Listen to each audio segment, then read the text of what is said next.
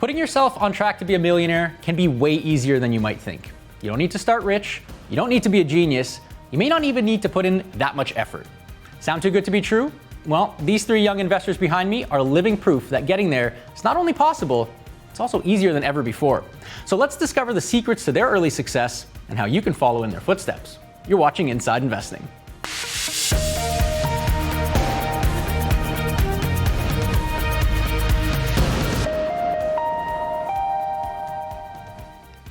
Hello everyone, welcome to another edition of Inside Investing, the show that helps you level up your financial knowledge and sharpen your investing skills. Presented by TD Direct Investing, named Canada's best online brokerage by the Globe and Mail for 3 straight years and counting. I'm your host, Rob Moise, and we're excited to have you here for Investor Education Month this October. It's all about helping you turn small steps into big opportunities in your financial life. Maybe it's a down payment on a house, maybe it's a dream vacation, a comfy retirement. Whatever it is, investing can be one of the best places to start. But don't take it from me, take it from the young investors just like you who've done it before.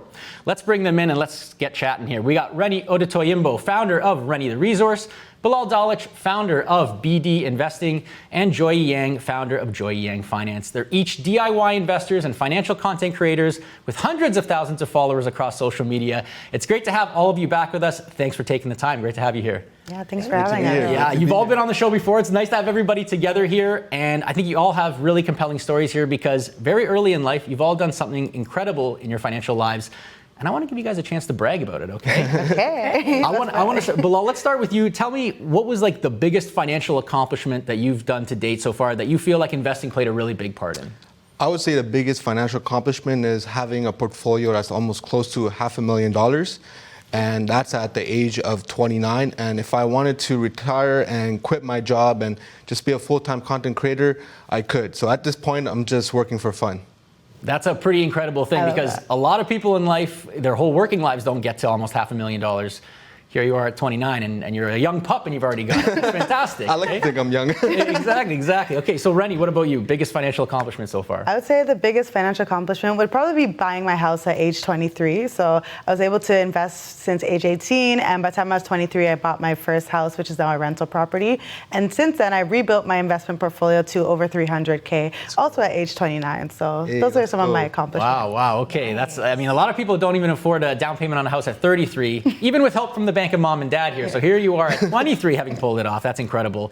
Joy, what about you? Well, if you want me to brag. Paid off my car, paid off my student loans, put a down payment on a condo at the age of 23 as well.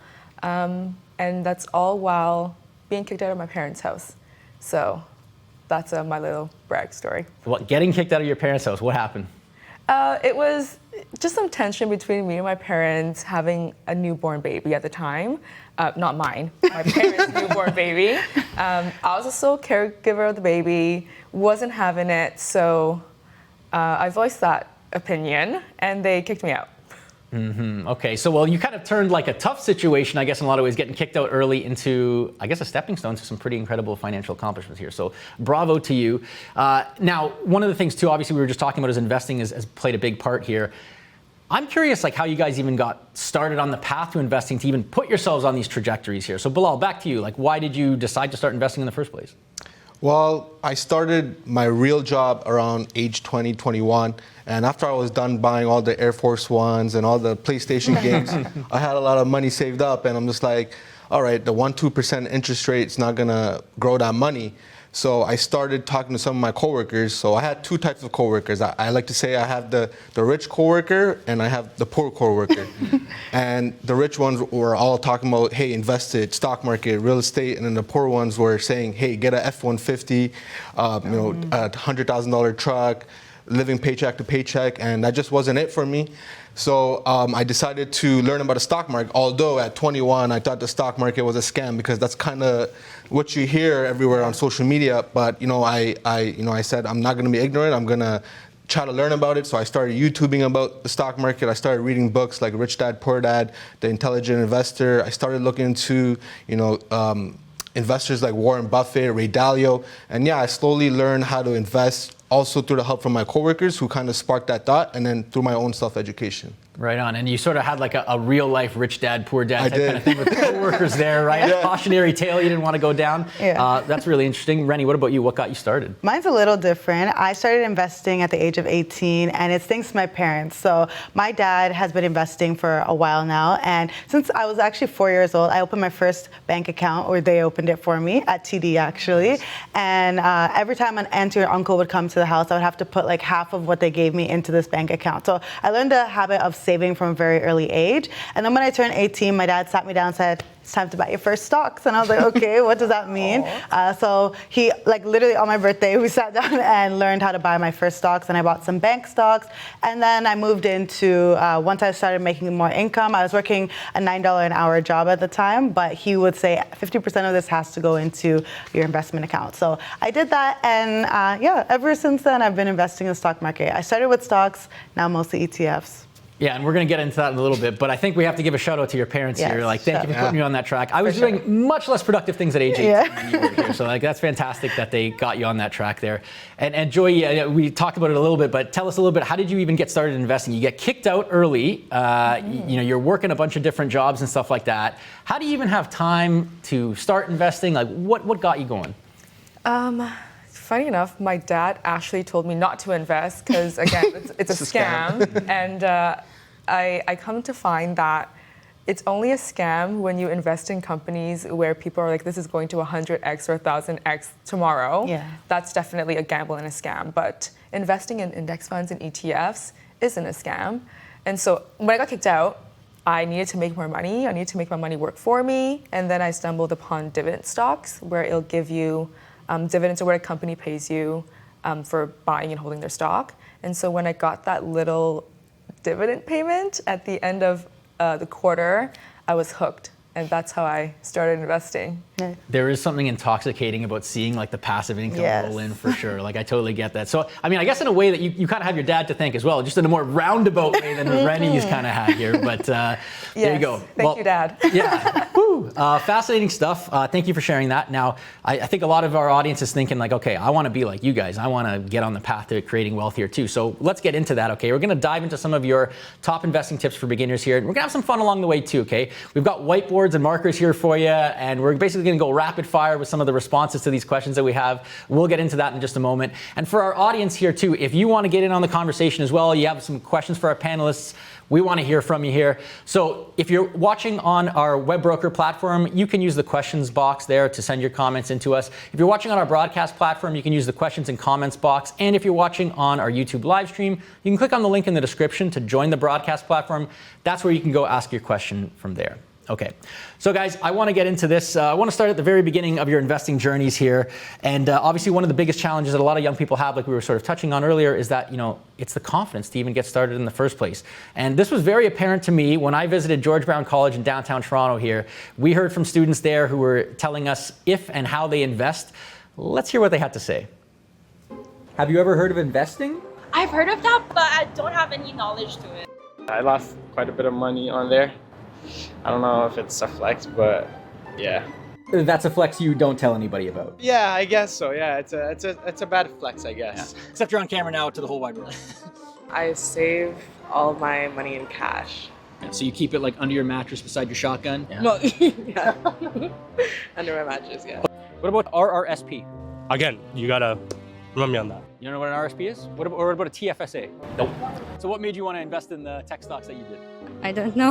You don't know? No. You just randomly pick things to invest in?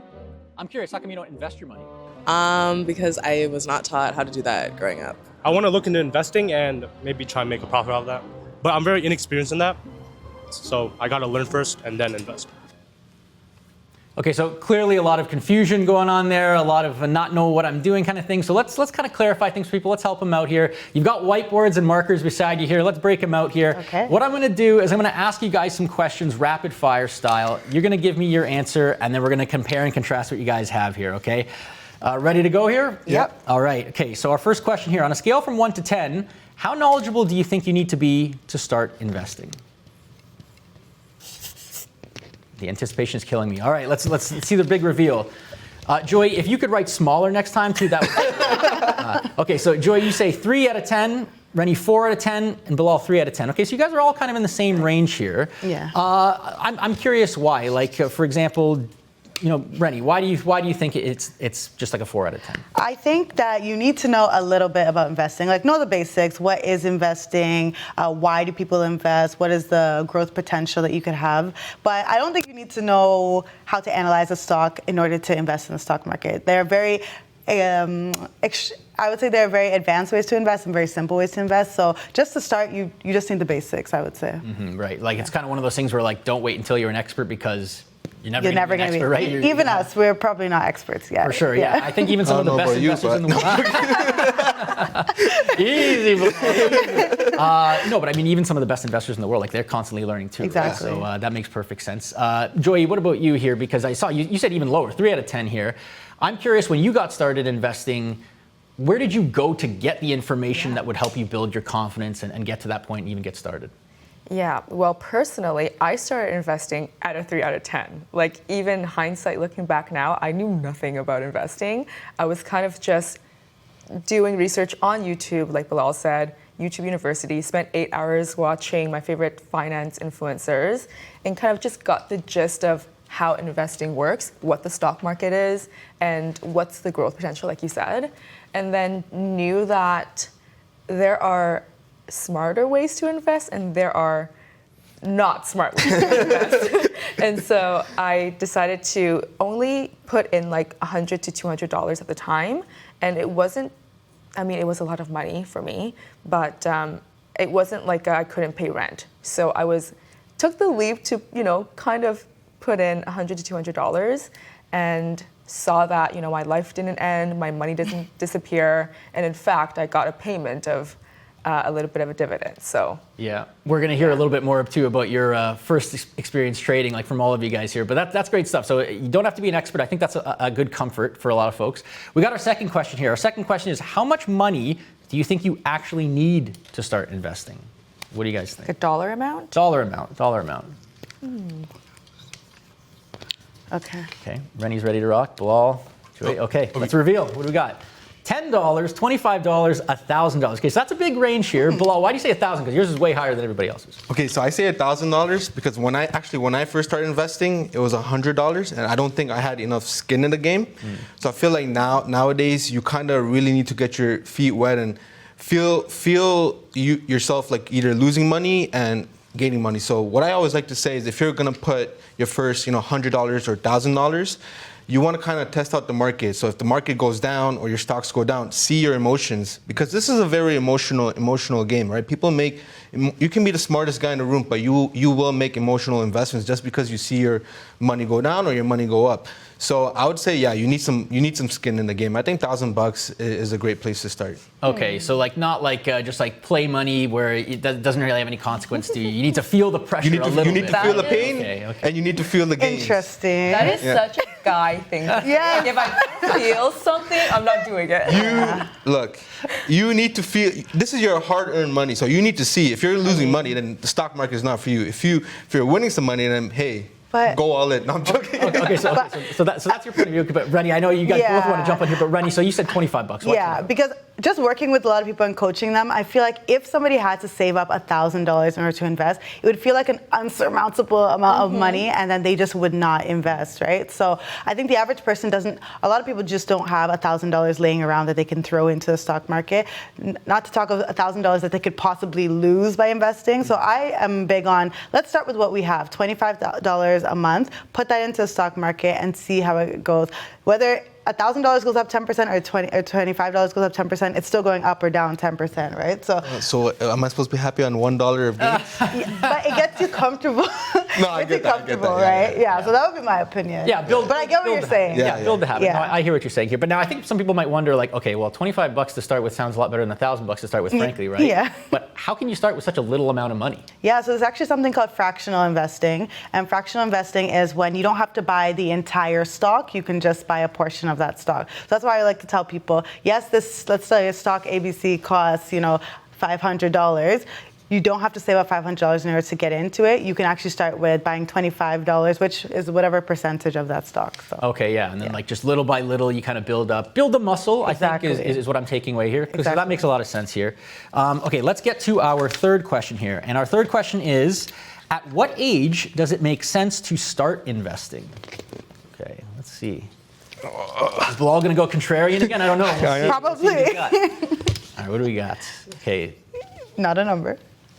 All right, let's go. Let's reveal 18, 18, and ASAP. Okay, which would be 18. Okay, so you guys are all in agreement here. Okay, so that's Is it 18? well, tell me more. Should I tell you a secret here? Tell me a So secret. Can I change my answer? No, I've actually had young kids in my messages around age 16, I would say, that are actually educating themselves, and then they get FOMO. So what they're doing is they're opening TFSAs on behalf of their parents or their mom, and they start investing. Now, I don't recommend that, but we are seeing the younger generation, which I'm actually happy to see, getting into the stock market with as little as $25 to $100. Right. But it's very amazing to see that the younger generation is educating themselves early on, so they're going to be ready for when they get that TFSA room. And also, once they start working, if they are at a company that matches RRSPs, technically they could start investing before age 18 as well. Yeah. Yeah, that's a good point. That's a good point. I was just going to say that high interest savings accounts, you could be, I think, That too, yeah. 13 to open one, or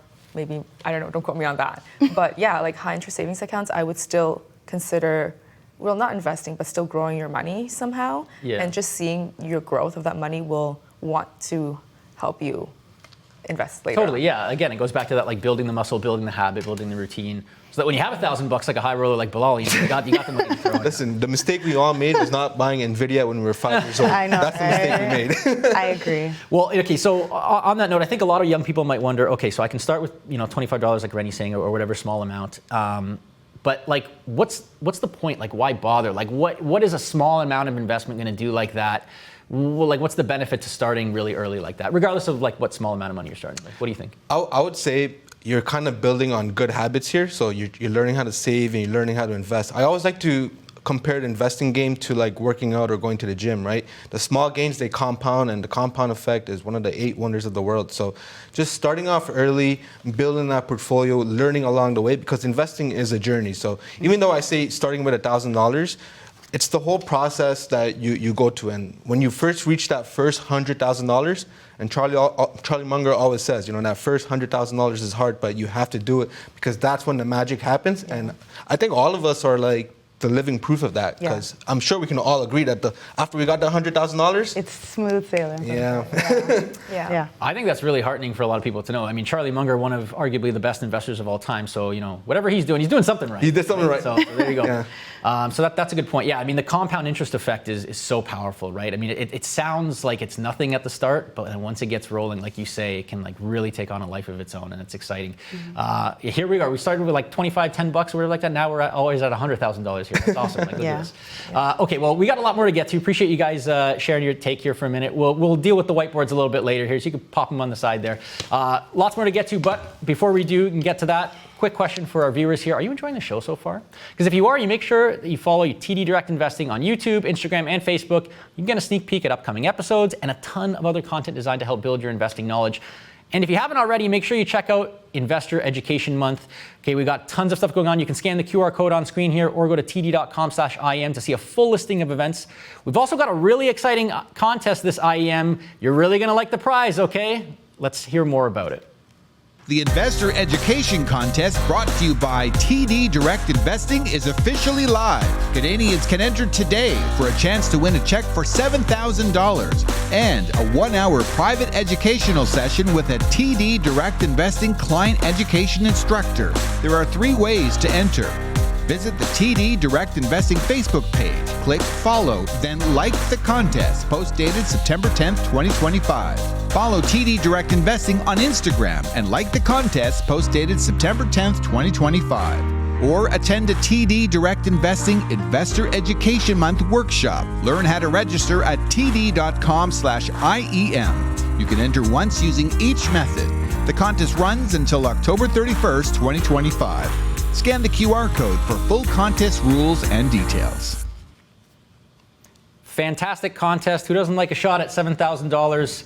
You top up that TFSA in 1 year right there, okay? So make sure you check out that contest. But back to the conversation here. We had some whiteboard fun here. Now I want to throw another little twist at you guys here. You guys all have different investing strategies. Obviously, they've all worked for you to some extent, so there's no one way to do this. But I want to pit your different strategies against each other a little bit, okay? And I know Bilal's raring for a fight here, too. We've already seen him kind of going at it here. I want to hear your 30-second elevator pitch for your investing strategy. Joey, why don't we start with you? Give us your 30-second summary of your investing strategy, what it is, and why you like it for beginners. All right, my favorite investing strategy is dollar cost averaging, or DCA. It's when you invest the same amount of money into the same stock or ETF every single month without the fear of it going up or down. You just buy it same time every month, same amount of money. And I think that helps beginner investors a lot because one, you're not investing all of your money at the same time. And two, it takes the emotions and the guessing game out of when should I buy or how much should I put in.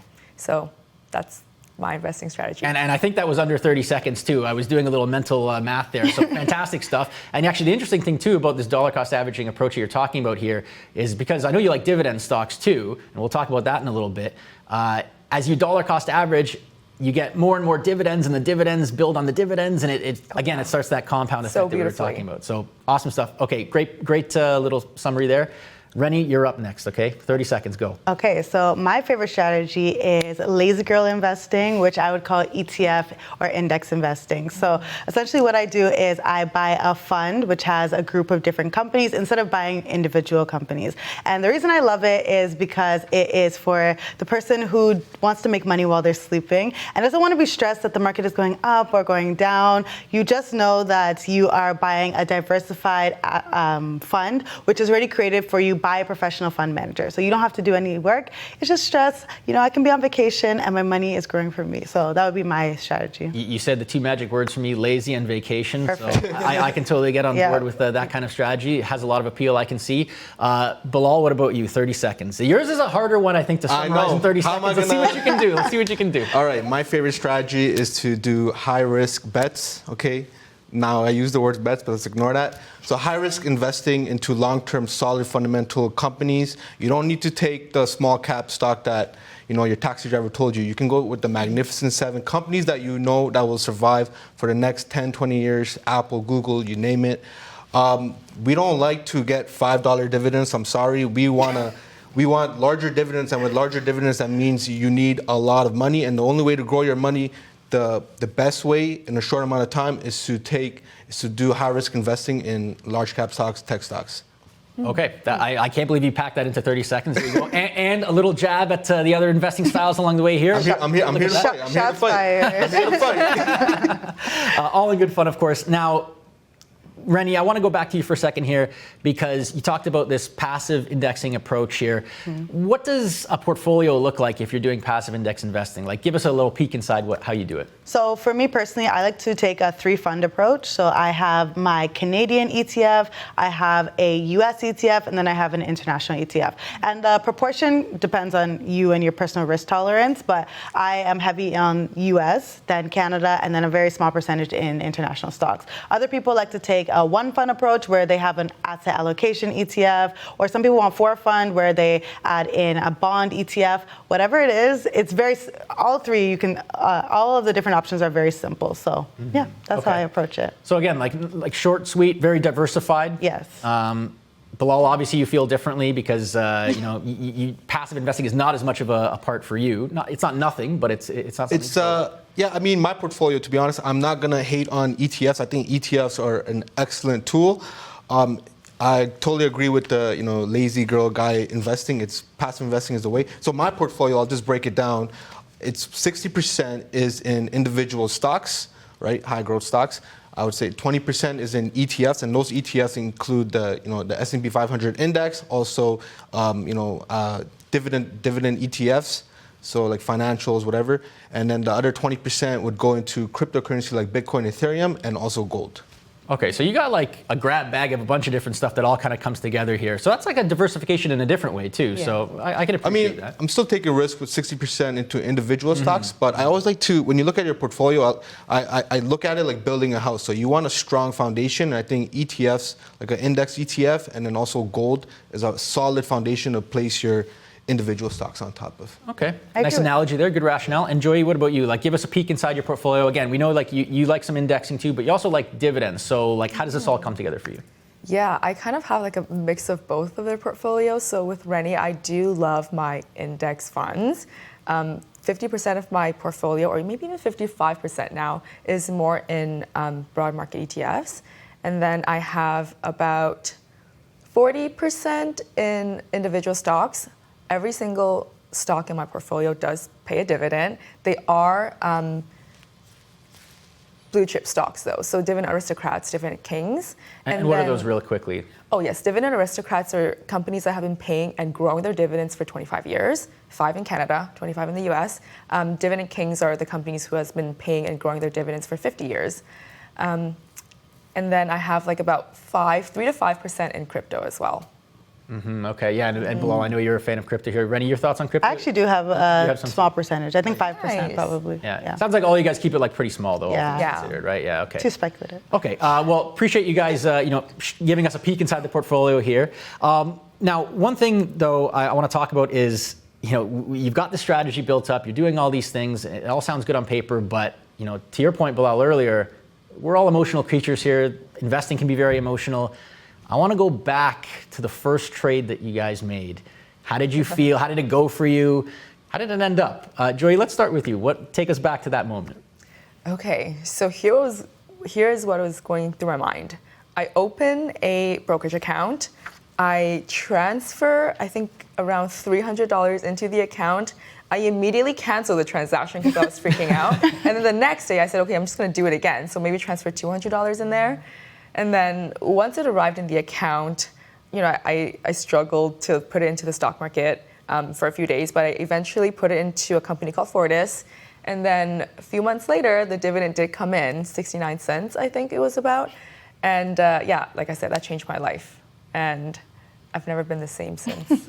I think a lot of people could relate to the I've done it now. I don't want to think about it. Like just throw my phone away or whatever like that. Exactly. Yeah. I was like, bye, chuck my phone across the room.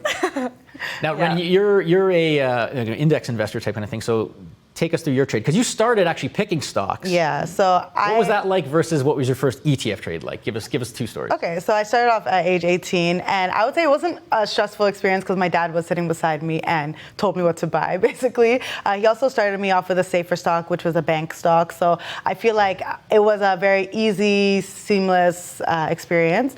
And I also got my first dividend from that stock as well, so I was very happy about that. And then it was 2021, actually, when I started to invest in ETFs. So from 2014, I think is when I turned, 2014 till 2021 is when I was doing ETFs, individual stocks, and then 2021 onwards, I've been doing ETFs. So buying my first ETF was also very seamless because it seems so much easier than buying individual stocks. Individual stocks, I was always doing all this research, I'm checking the news, but with ETFs, it was like a seamless, easy process, and I was like, yeah. I'm sticking with this. So When I first started as well, like I would be at the gym looking at like the Yes. yes. 24. Yeah. You're like, this stock has crashed this day. And I'm like, no, Exactly. I need to sleep at night easily. I have a mortgage now, So it's very seamless now. And it's all automated, so it happens in my sleep. And now, Bilal, you're an individual stock picker in large part here. Yep. So I imagine your experience is, somewhat different than Rennie's here as far as like being cool and collected here. But take us through it. To be honest, to be a stock picker, you do need to kind of take losses on the way because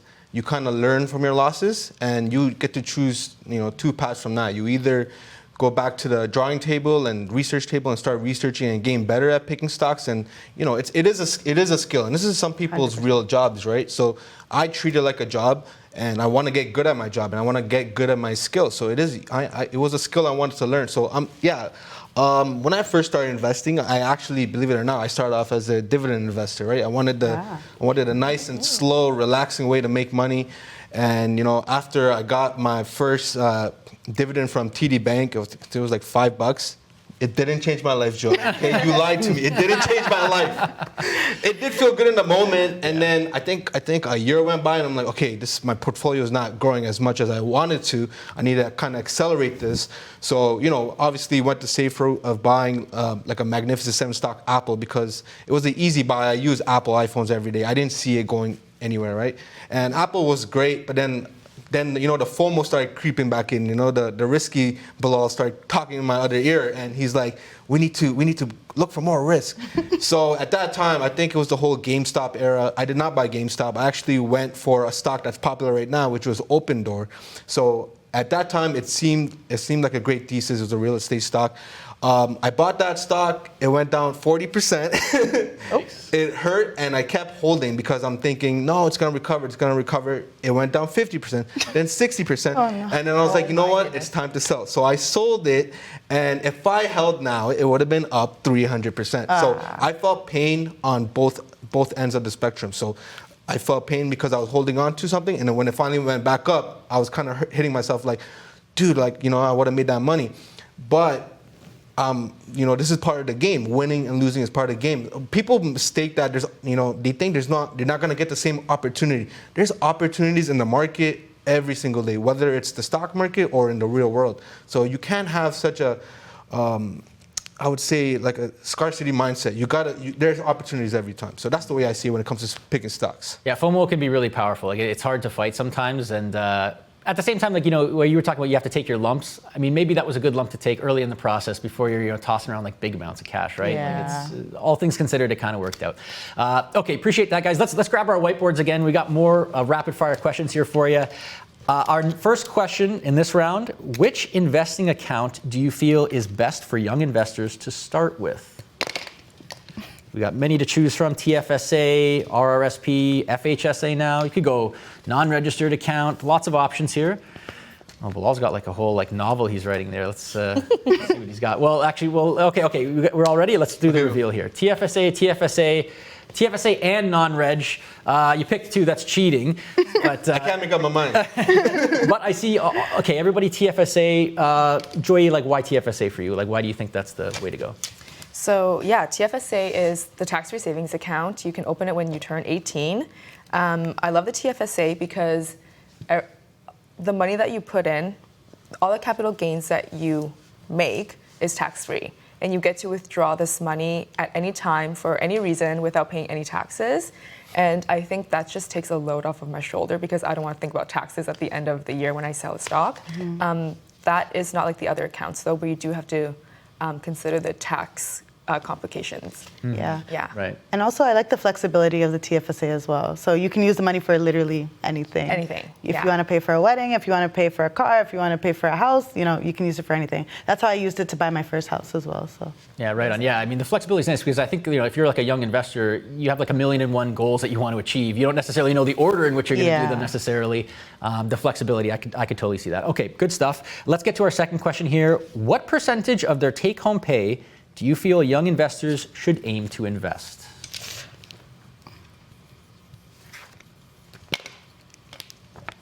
Let's see, Bilal was quick on the draw on this one. Okay. All right, let's see what we got. we got some high numbers. 20%, 50%. Okay, that's a good range of stuff here. Okay. Why do you say 20%? Okay, I say at least 20%. Like I did 50%. So, wow. But I think knowing a lot of people that I've coached, 20% is a realistic number for them to be able to put away on a regular basis. But my thing is, you need to pick a number that you can stick to, right? Because some people are saying, okay, I'm going to invest, you know, $600-700 a month. So I'm going to do that. But then, does your income and do your expenses actually match somebody who can actually put away $700 a month, right? So I think it's important to first do budgeting, look at how much is coming in, how much is going out, and then pick a number that's realistic for your income. And sometimes that will show you that, I need to make more money if I want to invest more and actually reach my goals faster. Yeah, what you're talking about kind of, it sounds like me anytime I try to go on a diet.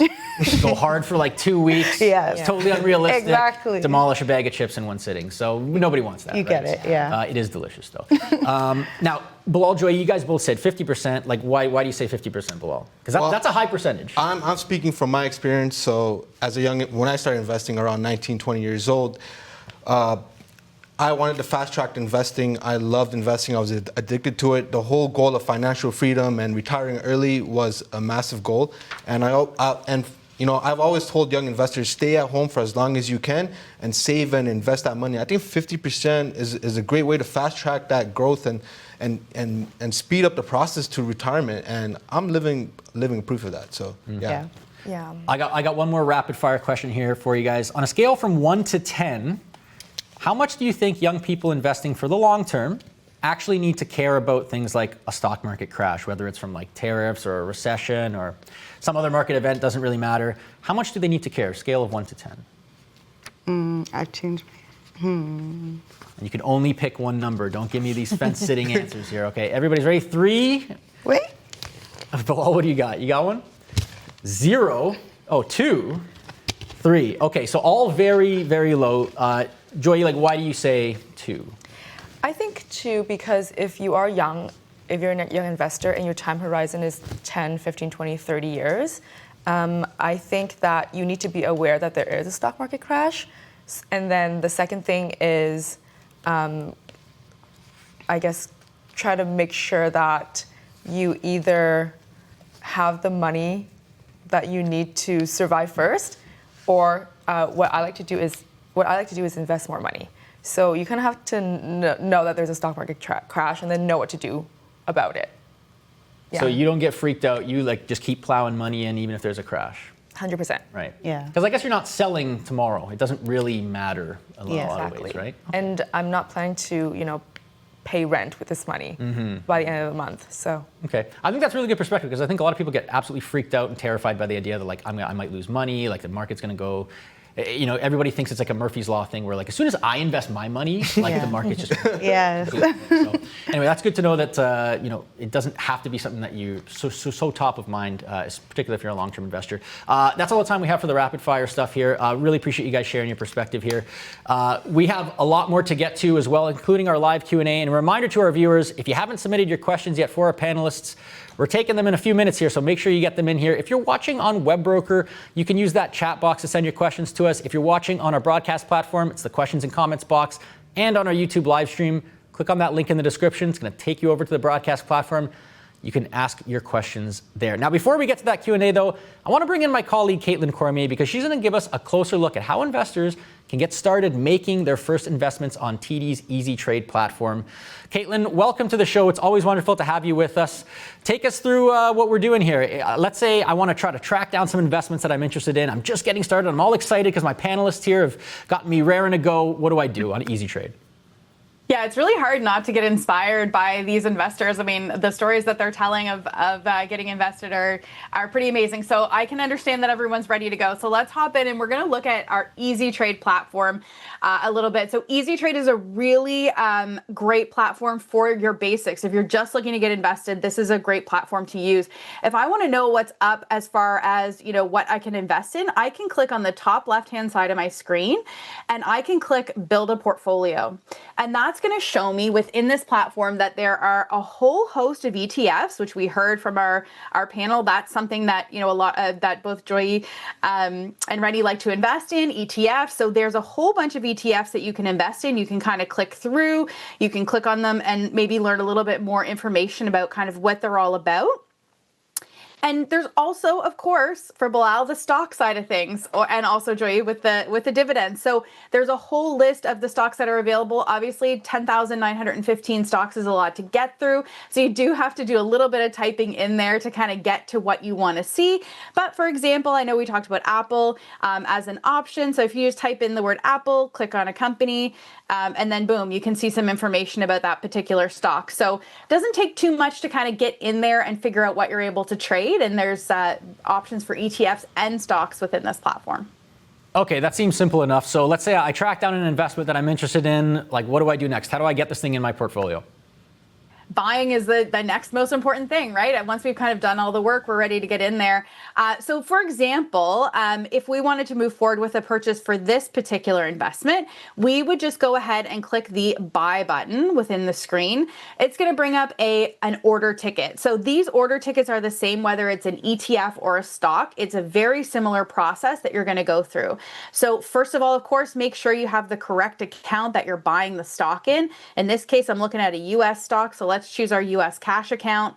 I'm going to double check the information at the top here as far as the quote, make sure that the action I'm choosing is buy. One of the things Rennie mentioned is partial shares or fractional shares, dollar-based investing, something you can absolutely do on this app. So I could say, for example, maybe we stick with that $1,000. I have $1,000 I want to invest in Apple. Instead of buying 3 shares and leaving the rest of the money on the sidelines, I can buy 3.87687 shares, get every single dollar invested, right from the get. So that's a really great choice as well, because this is a bit of a more expensive stock, so we don't want to leave like $200 on the sidelines. So that's a great option for us. We can either put in a dollar amount or a number of shares. In this case, if we're going fractional, we stick with market, which just gives us the best price available to buy the stock. Again, with this, we can choose just good for the day and go ahead and submit the order from there. So pretty straightforward. And of course, we always have videos throughout the platform that if you have any questions about how to move through it, you can watch a video just to kind of back you up there a bit. Awesome. Thanks for giving us a demo here. Partial shares, powerful stuff here. Thanks for showing us the ropes here, Caitlin, as always, and we'll see you next week, okay?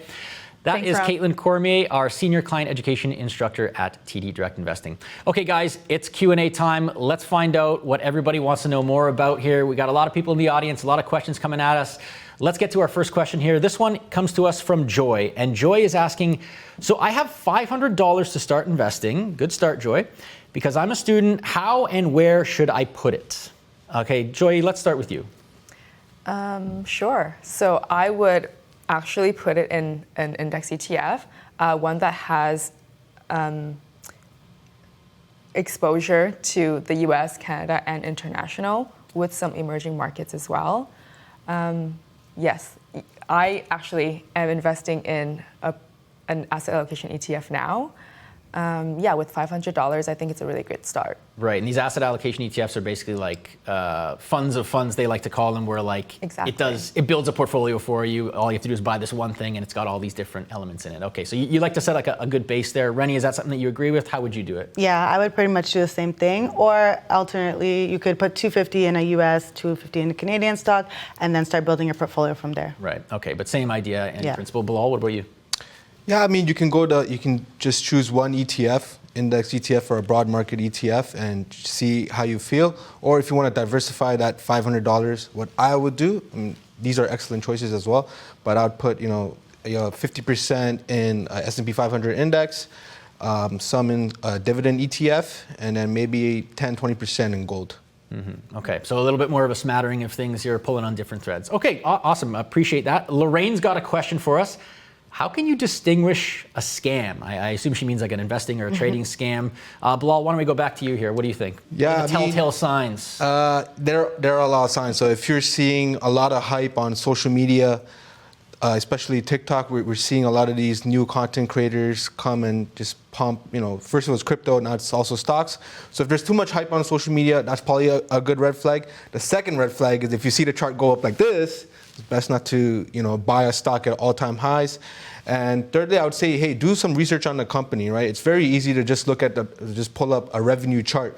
If the company is not making any money, that's probably not the best company to be investing. Remember, the whole purpose of a business, and a good business, is a business that makes money. Yeah. Right, and ultimately, to your point, you want to do your own research. You don't want to just take what somebody says at face value. Of course, there's all kinds of competing interests there. Yeah. Rennie, what do you think? Yeah, I'd also add that if anybody is trying to tell you that there's a guarantee of a return, that's also a red flag, because it's investing. If there was no risk, then everybody would be doing investing, right? So if they're saying you will get an automatic 50% return in 1 week or whatever it is, it's a scam. They cannot guarantee that you will make money. Right. Okay, that's a really good point, actually. And Joy, do you have anything to add on this one? Yeah, I was just going to say that a lot of scams nowadays would try to get your personal information and your bank account info, or just ask you to simply send them money. So I wouldn't send a stranger any money, especially online Even nowadays. Even us. Yeah. I ask you to, send me $1,000 to invest for you with a guaranteed return of 50%. I mean, don't do it. Don't do it. Okay, word to the wise there. Appreciate that. Harshitha, I hope I got that right, has a question for us.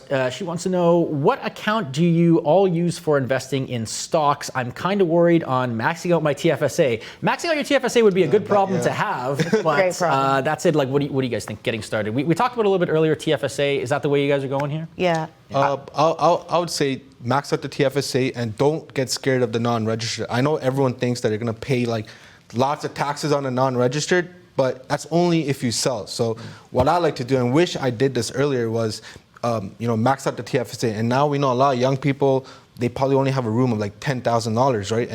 And they're like, okay, how's this gonna grow? Well, don't be scared of the non-registered, and you can even choose the RRSP. But I would say go TFSA, then non-registered, and if you're paying a lot of taxes, go for the RRSP. Rennie, what do you think? Do you think is non-reg next in the priority? No. For me, it's not. I would say, because I think most people don't even have enough money to max out all of their accounts. So my preference is TFSA. Then if you do plan to buy a house that you want to live in one day, FHSA. It also has the same tax benefits as the RSP.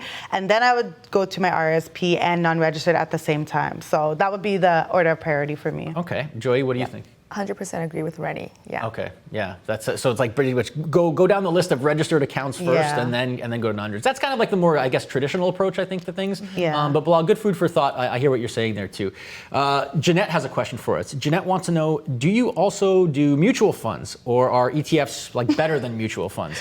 Vigorously shaking your head no, Rennie. So let's start with you. You're chomping at the bit here. Yes, I am anti-mutual funds. I'm not a fan of mutual funds. And the reason I say that is because they just typically have very high fees. So I'm not anti-funds, right? ETFs are funds. So I'm not anti-funds, but I do think that mutual funds have a very high fee and they're actively managed by a portfolio manager, whereas an ETF is passively managed by that manager. So they charge very low fees, like 0.25% versus, let's say you have a 1 or 2% mutual fund. I know 1% doesn't seem like a lot of money to be paying to somebody, but it add up. It's a lot of money, especially when your portfolio gets pretty large. So stay away from mutual funds. Okay, I feel like mutual funds get a lot of slag getting dragged through the mud here a lot these days. Yeah. Tell me something redeeming about a mutual fund. Like, is there anything good that you think, Joey? Like anything that you can think of? If you are an individual who knows nothing about the stock market and you don't intend to learn about the stock market nor invest your money unless someone else is doing it for you, then that would be a redeeming quality of a mutual fund. You can just give a fund manager your money and they would just manage it for you. Mm-hmm. Yeah. Can I say something bad about the mutual fund now? What's that? Sorry? Can I say something bad about the mutual fund You can say something now? bad, I guess. Okay. Mutual funds aren't listening right now. It's fine. Are they in the room right now? So they're not all that bad. I do agree with like the high fees, but a lot of mutual funds do have minimum balances you have to have. So like you need to invest $2,000 or more. And then they also only trade at the end of the day. Mm-hmm. So if you need that money for whatever reason, mutual funds isn't gonna. Yeah. So the thing is, if you have to choose between investing and not investing, then just go for the mutual fund. Okay, right. But Exactly. if you are willing to learn just a little bit, remember we said 2 or 3 out of 10 level, then just go for an ETF, I would say. And Bilal, like anything to add on that? Mutual funds, good or bad? No comment. No comment. Okay, Go with enough said. stick with the ETFs. Yeah. Okay.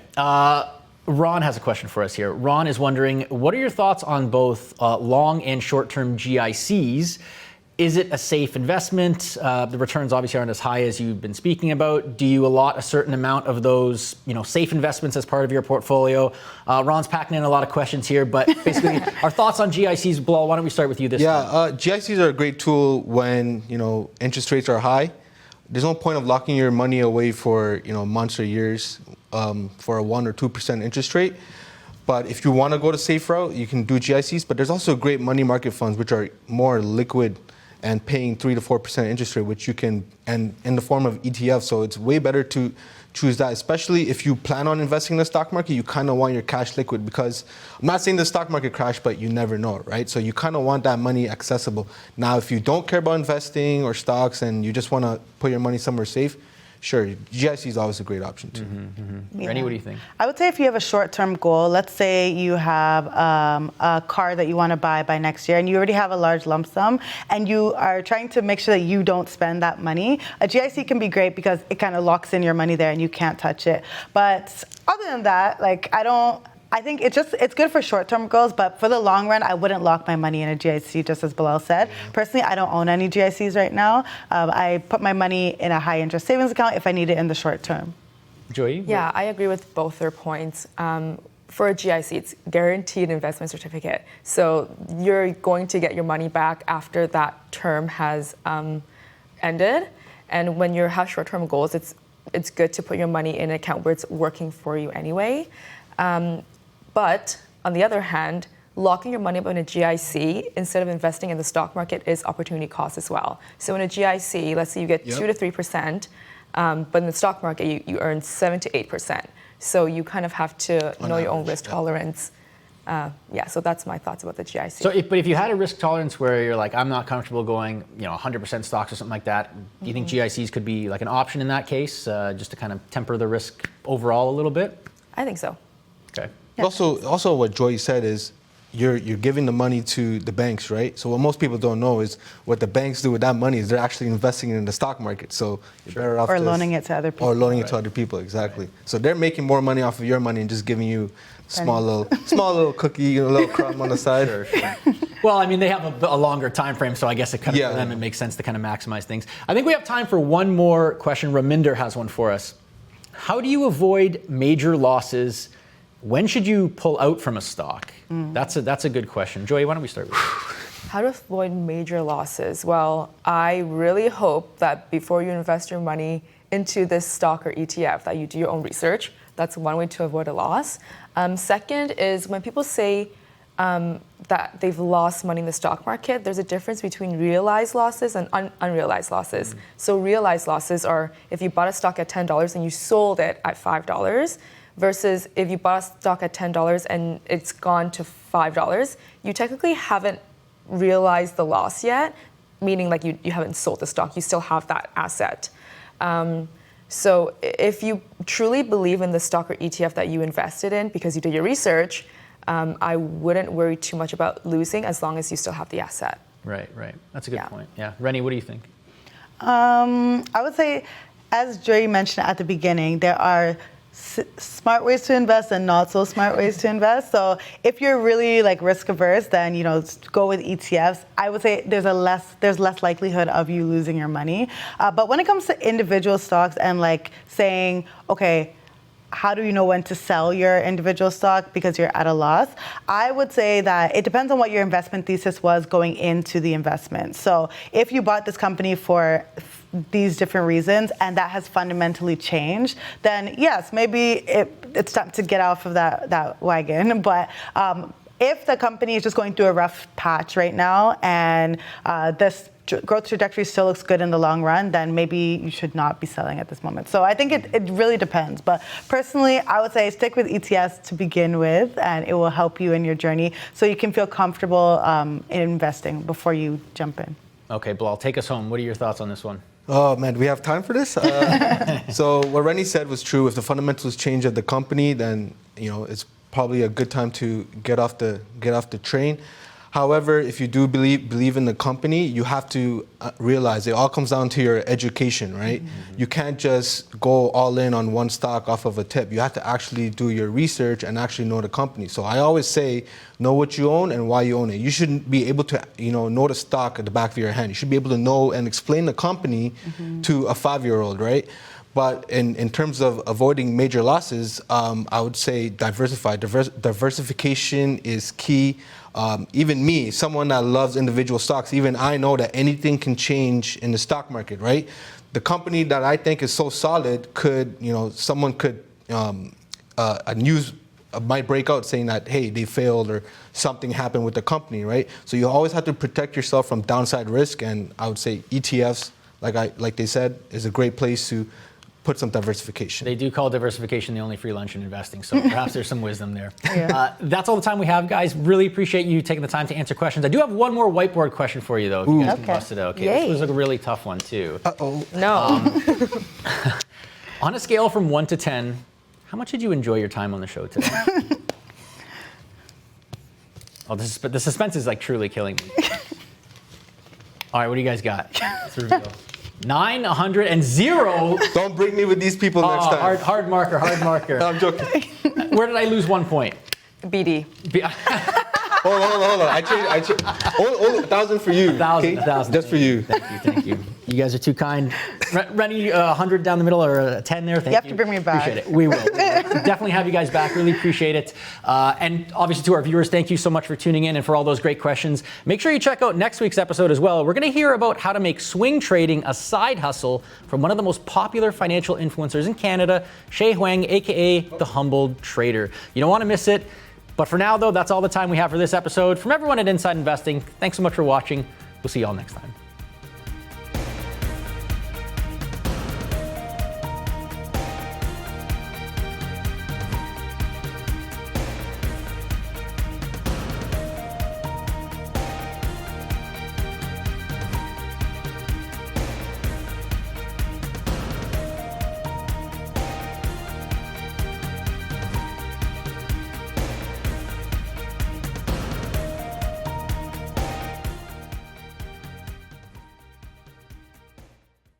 Have more questions?